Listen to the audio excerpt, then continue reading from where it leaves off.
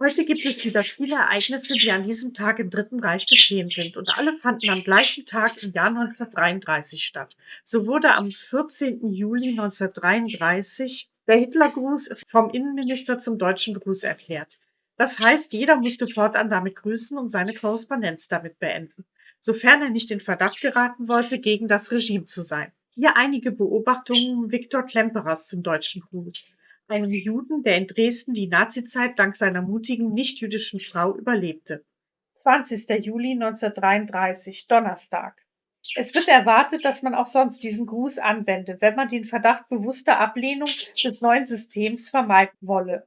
Zwang zum Hitlergruß. Zwang nur innerhalb der Dienststelle, bloß. Es wird erwartet, dass man den Gruß auch sonst anwende, um sich nicht dem Verdacht staatsfeindlicher Gesinnung auszusetzen. Sie erzählt mit Tränen in den Augen, ein Kollege ihres Mannes Fall und Fall entlassen, weil er nicht mit Arm aufheben gegrüßt hat. Am gleichen Tag wurden auch wieder Gesetze gegen die Juden erlassen. Das Gesetz über den Widerruf von Einbürgerungen und die Aberkennung der deutschen Staatsangehörigkeit entzog vielen osteuropäischen Juden, die Anfang des 20. Jahrhunderts vor den Pogromen in Osteuropa geflohen waren, die deutsche Staatsbürgerschaft. Ein erster Schritt, um diese Juden ausweisen zu können.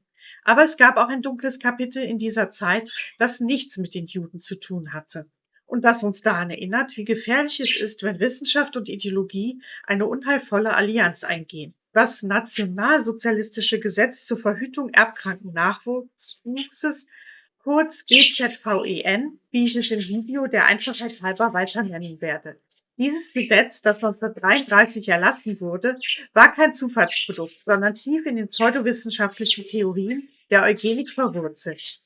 Lasst uns gemeinsam entschlüsseln, was damals geschah und welche schrecklichen Folgen das für unzählige Menschen hatte. Das GZVEN trat am 1. Januar 1934 in Kraft und ermöglichte die Zwangssterilisation von Menschen, die als erbkrank eingestuft wurden.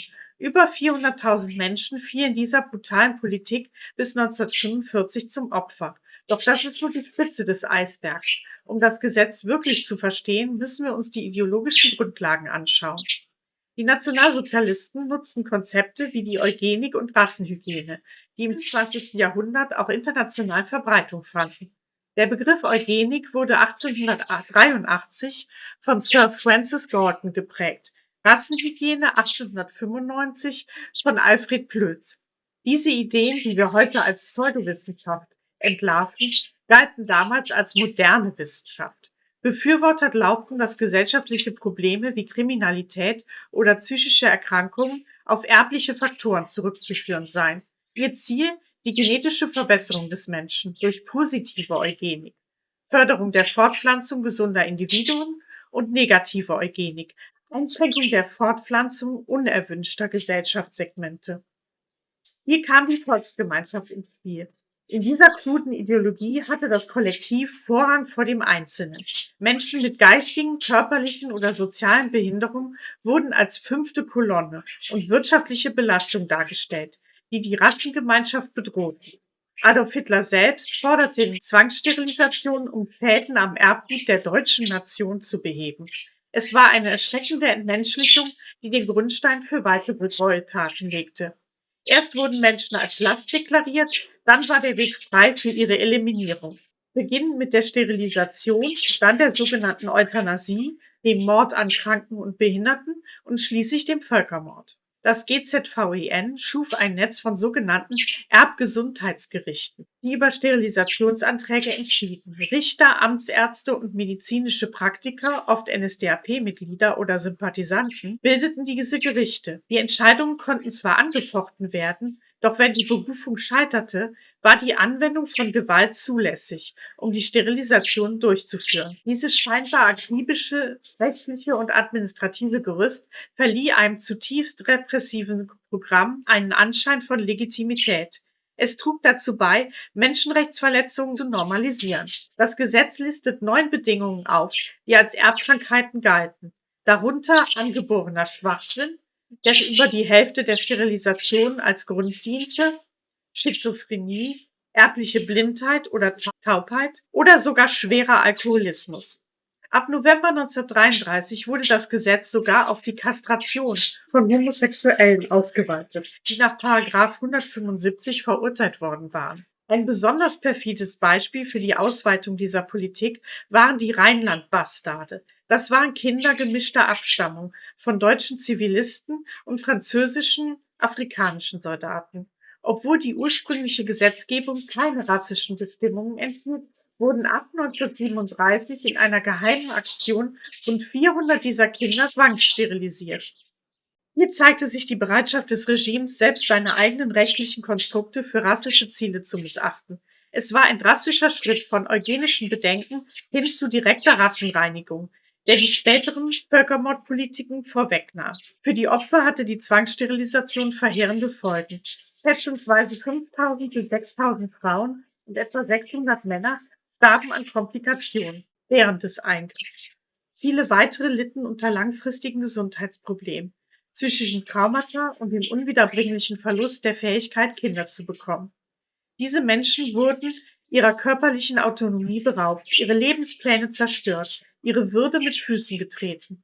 Sie waren Opfer einer Ideologie, die den Menschen in wertvoll und lebensunwert einteilte. Die Anerkennung dieses Leids und die Entschädigung der Opfer waren ein langer und steiniger Weg. Erst 2007 erklärte der Deutsche Bundestag das Gesetz förmlich für verfassungsrechtlich nichtig. Doch die Entschädigung war oft unzureichend und die Opfer mussten viel zu lange auf Gerechtigkeit warten. Es zeigt eine zögerliche Aufarbeitung der medizinischen Verbrechen, die im Namen der öffentlichen Gesundheit begangen wurden. Es ist entscheidend zu verstehen, dass das nationalsozialistische Sterilisationsprogramm, so monströs es auch war, kein isoliertes Phänomen war. Eugenikbewegungen und Sterilisationsgesetze gab es im frühen 20. Jahrhundert weltweit. In den USA, Kanada, Skandinavien. Die Nationalsozialisten verwiesen sogar explizit auf den Erfolg der Sterilisationsgesetze in Kalifornien als Inspiration. Das verdeutlicht, dass das Problem nicht allein die nationalsozialistische Ideologie war, sondern ein breiter globaler, wissenschaftlicher und sozialer Trend. Doch nirgendwo erreichte die Zahl der sterilisierten Personen das massive Ausmaß des nationalsozialistischen Programms. Die erschreckenden Enthüllungen über die nationalsozialistische Eugenik nach dem Zweiten Weltkrieg führten zu einem Paradigmenwechsel in den globalen ethischen Standards. Heute ist Zwangssterilisation im Völkerrecht explizit als Verbrechen gegen die Menschlichkeit anerkannt und kann sogar als genozidale Handlung eingestuft werden.